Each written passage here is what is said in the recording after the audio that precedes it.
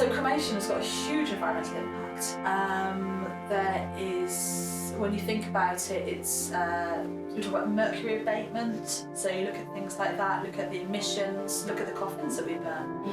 You know, most coffins are a wooden byproduct chipboard with a veneer finish with glues, plastic handles. We have to, as a society, really think about what we're going to do for the future, because at some point the gas is going to run out. You cannot get the temperatures for electric cremation. What do we do? To all you devils and rebel angels, I can take you down to where the judgment is over. To all the idiots trapped in oblivion, I can take you down to where the judgment is over. There is no end, no burning end. There is no end I have seen. To all your cattle waiting for slaughter, I can take you down to where your heads have been set. If you look at a lot of the London, and even locally, if you look at a lot of the churchyards, the actual churchyard is higher than the actual pathways, because it's just all the coffins over the years. And they were breaking up coffins to get more people buried there. There's all sorts of horrendous stories. I mean, Dickens wrote about it, some horrendous stories. And the churchyards were horrifically overflowing. So they knew they had a problem with disposing of their dead. And we're now 200 years ahead of that, and we are now having a problem with disposing. We have our own problems. Yeah. Cremation, I know we'll come on to that later. The horrible thing about it is the fact that the body doesn't completely burn, so the bones are all left over, and then they put them through these ghastly machines that,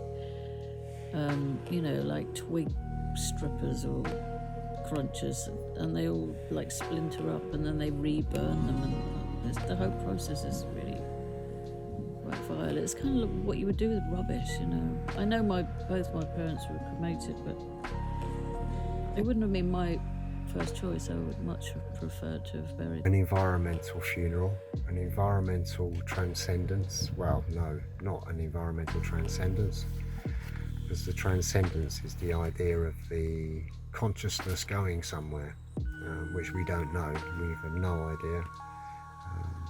But the idea that we put back into the earth what we take out.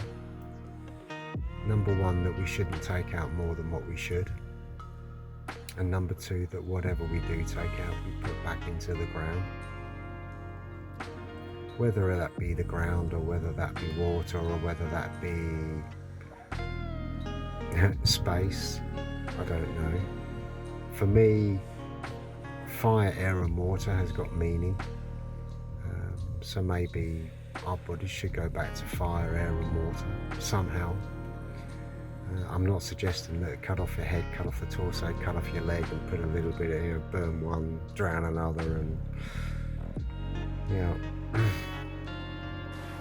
So Lee, what does death mean to you? Transcendence. So what does transcendence mean to you? It's open for debate. Maybe. So you think the consciousness lives on to somewhere incomprehensible? Maybe. How about if you were to have a transcendence back into the earth through ecological burial or ecological disposal, like cremation? Do you think then you would transcend into the earth itself? It's possible. Being in a universe of like infinite possibilities, anything's possible, and at the same time nothing's possible.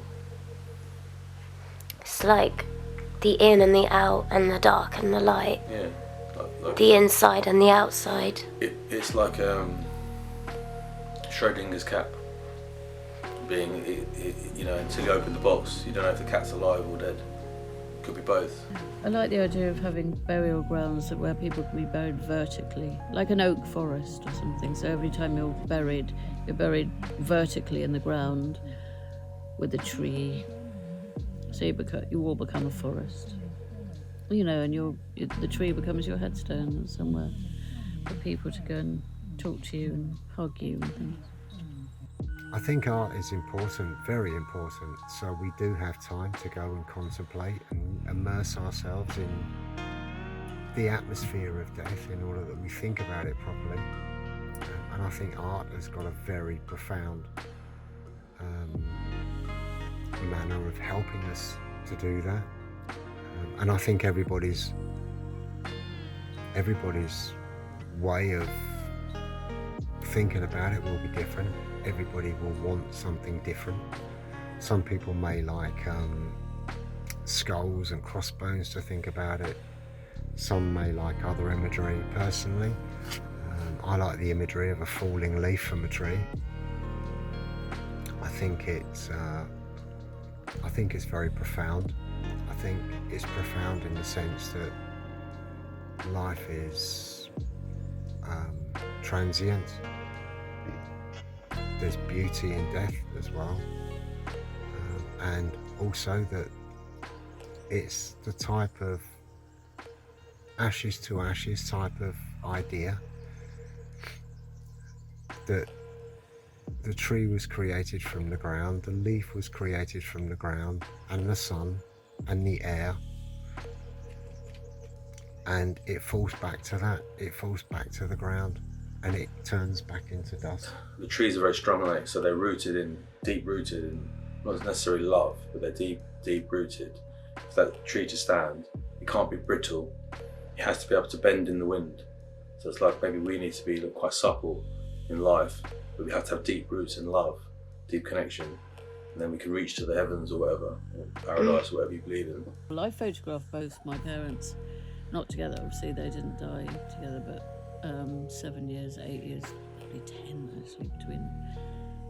Yeah, Mum died earlier last year, and I took some photographs of her in her coffin, and as I did when she was still in her bed, just after she died. I was there when she died, and it was incredible feeling. Even though you know someone's going to die, especially a mum, and the shock was just really surprised me. But I put her one of her most favourite scarves on her, and put flowers, sweet peas, around her head. She loved sweet peas, and they were a special flower for me and Mum. And I made her, you know, I didn't make her look beautiful. She was beautiful, and I just photographed her as she was, and it was wonderful. Personally, I don't really like very much the idea of skeletons and bones as reminders. When we talk about the body and what happens to it, I think that's quite a sacred thing in a way.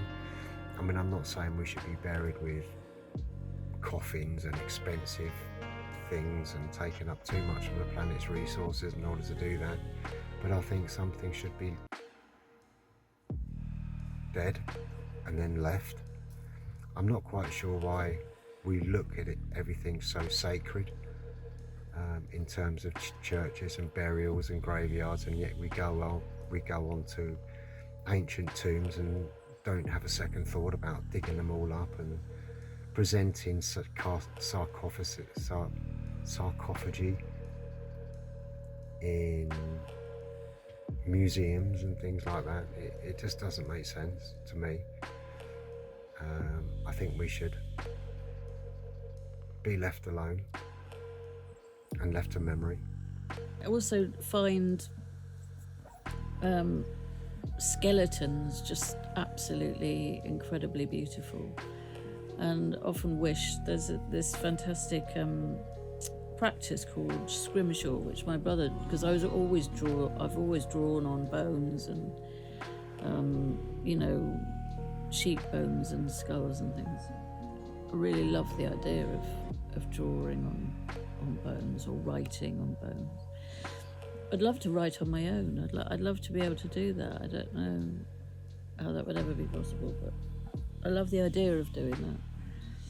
Anyway, Scrimshaw, if we were allowed to keep the bones of our loved ones and make drawings into them and engrave them, and it would just be a wonderful thing, but we're not, there's so many things that stop us from doing that. And anyway, so yeah, death, I think it is beautiful, and I think things like taxidermy, and one of my favourite paintings from Millet is Ophelia, and I think it's lots of people's favourite painting, and yet it's a portrait of a dead woman. I think it's kind of, I think artists give us that ability to see beauty in death.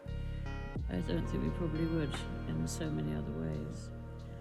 But yeah, taxidermy, and the Victorians in their family portraits, if one of the children had died, they'd dress them up and put them back into the photograph to have their last family photograph. So even though they were dead, there's a lot of children died in Victorian times, and they always wanted them to be there, so they used to dress them up and put the little corpses in the middle of the family photographs, which I think is lovely. But you can't imagine people doing that now.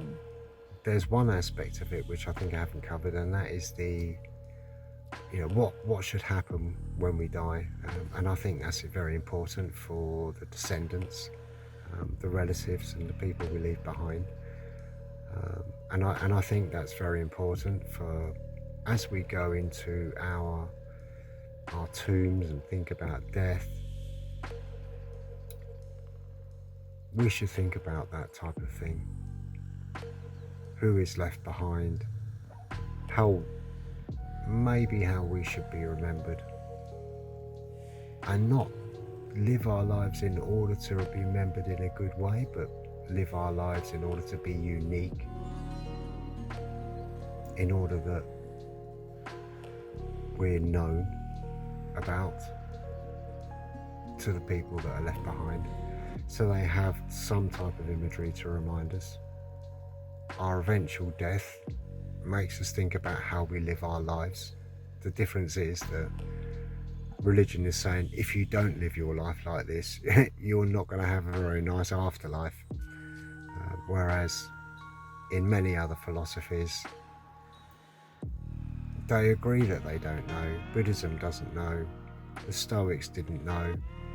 But it's important to think about it in order to know how we should live our lives, and a reality check about our own lives. Well, from a Doors of Jim Morrison lyric, no one here gets out alive. To all the hopeless, trapped in your weakness, I can take you down to where the judgment is over.